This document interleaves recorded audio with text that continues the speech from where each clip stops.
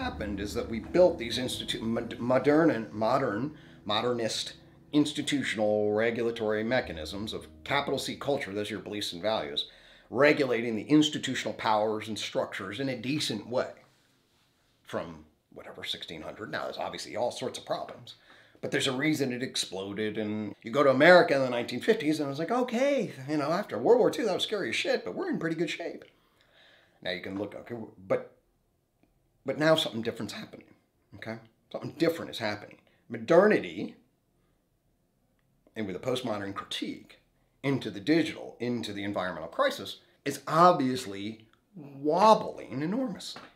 That's okay. So what does that mean? If we look at what happens to civilization collapse, is that the old institutions start ineffectively behaving. They don't know how to engage in effective work effort to regulate the complex adaptive systems. The old complicated network systems, and I mean that instead of complex adaptive systems, the complicated systems get outstripped and are unavailable to adjust and evolve to the task, especially when we get into some dramatic shift like the digital, coupled to globalization and environmental degradation, which is going to reduce resources and create massive fluctuations around an institutional organization that is not up to the task of all the new both affordances and problems. That's created an enormous amount of chaos inside the system. The chaos inside the system then potentially leads to breakdown, which then freaks the shit out of people. When you get people freaked out, they're going to look to the lowest common denominator to look for individuals that can have solutions, which then drop to the base of humanity and then say, we're going to totalitarian control. And so as the system wobbles, you get this split, a criticality, which we are facing, where everything starts to wobble and there's a split between chaos, it's all going to break down. The natural response to breakdown is as it breaks down, they got to get control. That translates into totalitarian control. Part of the fifth joint point problem from a complex adaptive system that we place is that we are between chaos and totalitarian control. And we need what some people in this space call a third attractor, okay? Which is actually the wise place for our ancestors, okay? And it's not some utopian, but it's like, hey, can we develop a sustainable place that enables human flourishing on a planet that's doing okay? You know, and the fact of the matter is, though, that we're seeing multiple systemic wobble. And that's what makes, if you want my pessimistic fear at night, oh my God, I have 3 kids. 2050, are we even getting there? And I'll tell you, how do I make sense of it? There's a 5% chance that we're going down. So wait, on one level, it's 95% chance, that's great. Of course, if you were on a plane, a 30-year plane ride, and somebody told you there's a 5% chance it's going down, as you buckle your seatbelt, you're not feeling relaxed, right? And I see so much beauty in the world. So for myself, the issue is, yeah, I think there's a global theme. The institutions, political, basic infrastructure, human relation, built complicated systems that are now completely getting outstripped for a complex adaptive process. They're also pulling resources in an ineffectual way on a diminishing rate of return in some key areas. Of course, technology tries to adjust for that, and we'll see. I think we're in the midst of a global shift.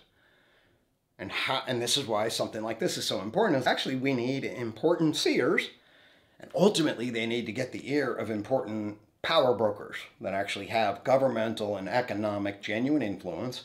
And the question is, can we wake enough of those people up and manage the psychopaths that are in those structures and the old infrastructure in time to create some sort of conscious evolution that orients the incentive structure toward that back half of the 21st century that allows our ancestors to flourish.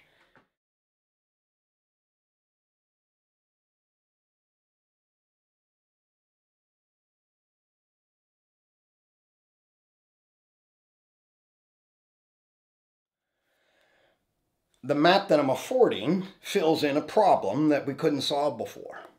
We're in the midst of a hurricane in a biplane.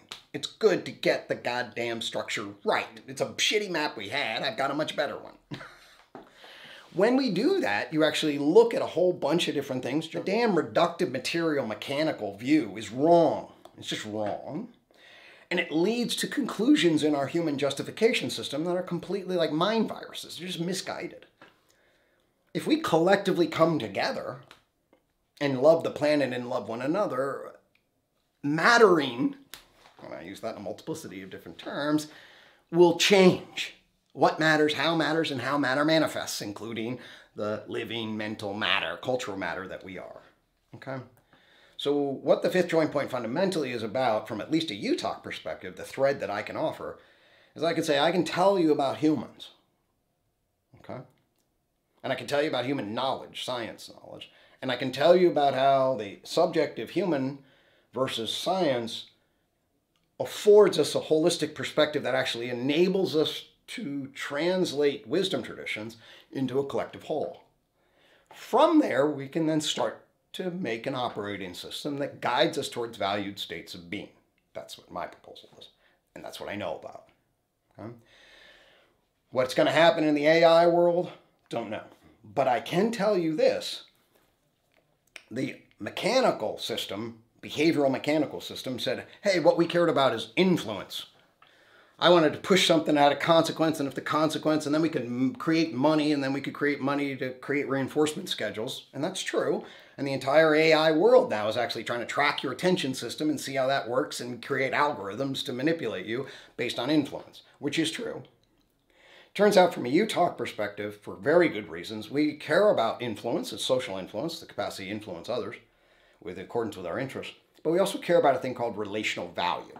That's being seen, known, and valued for who you are by important others. In the reductive mechanical framework, what the fuck is that? In a UTOC framework, oh, I know exactly what that is. And of course, I encourage you, audience members, whatever, just ask yourself, do you know what it's like to be seen, known, and valued? And you care about that by important others.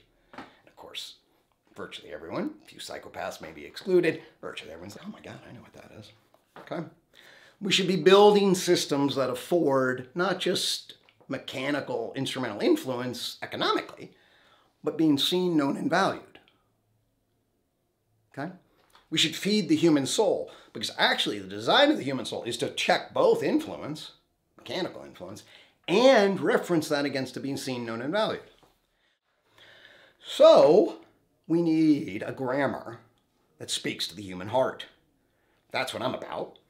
And to the extent then we can upgrade an operating system that actually gets our value, the problem of value, much more aligned with the world we actually find ourselves in, the nature, the relational, and then guide the tech toward valued states of being that are appropriately anchored to an operating system that clarifies what value is to begin with, which we have failed to do because of the Enlightenment gap.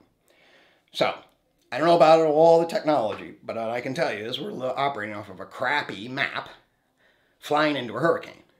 So what I can tell you, let's get a better map, let's get clear about our values, and when we actually ask what this says our values should be, check your heart. My general answer is, hey, it's a lot more congruent with our subjective felt experience of being. It's going to guide us towards more meaning in life.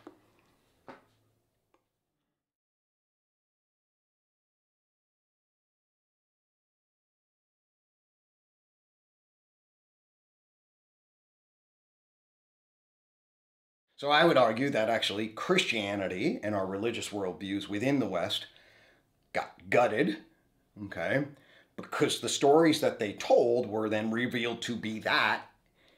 Instead of a narrative mythos, which I would like to think of them as, they were then interpreted as concrete reality, at least by a large majority, that then got cut under, and then there's no concrete reality. So we went from capital M meaning, oh my God, as long as you're next to Christ, you will live a second life. And now all that's bullshit, it's like Santa Claus, and now we're in atheist territory. And we're seeing a great secularization, first of Europe and then the United States. And there's a massive loss of grip of the religious tradition. So I think, and I want to revive aspects of that. I mean, the transcendent naturalism is to return a lot of what the function of religion was, which to bind us together to identify what was sacred and orient us toward the transcendent. And do so in a way that actually logically makes sense. That's what I want us to do. So I actually want a religious revival, but not a supernatural faith revival. I want a scientific, spiritual, religious revival that orients us towards the transcendent, hence transcendent naturalism.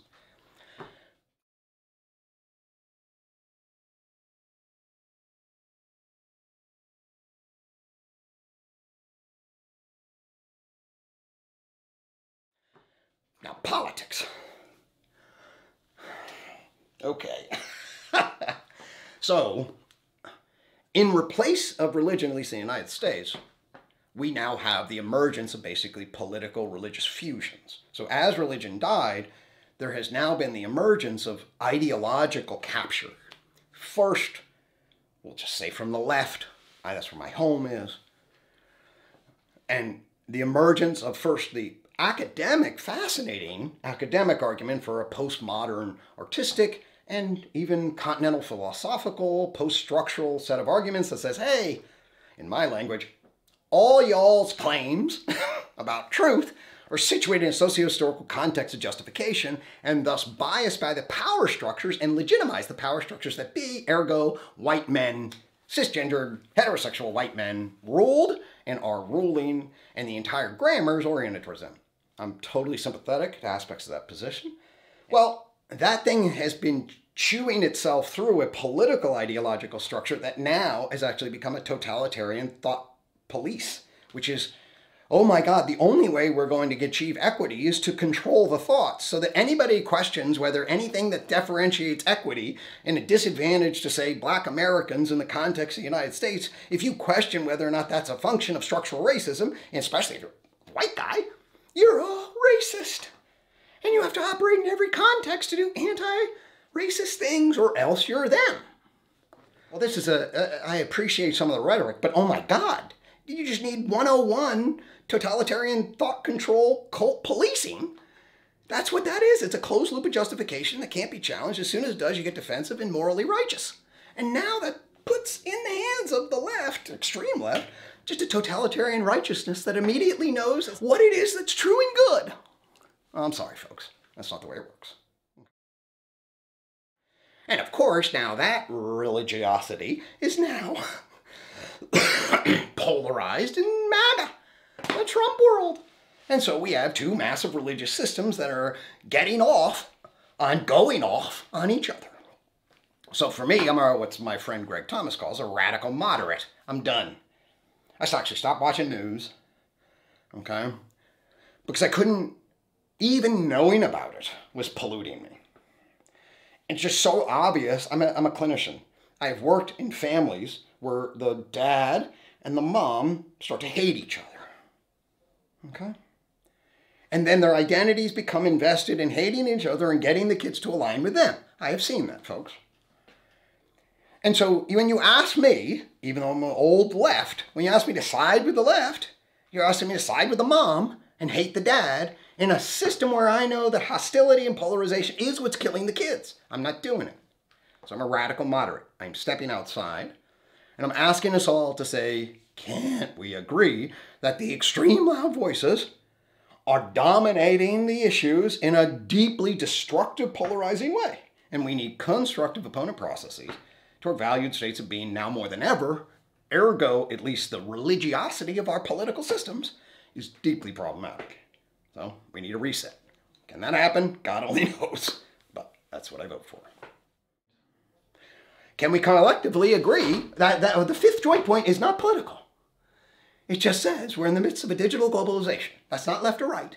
It simply locates to use a Wilberian integral term, it locates the cosmic coordinates that we find ourselves in. Okay? And it invites at least those of us that can to consciously evolve and transcend and conclude and see and wake up and stop ruining our future. That's what I invite.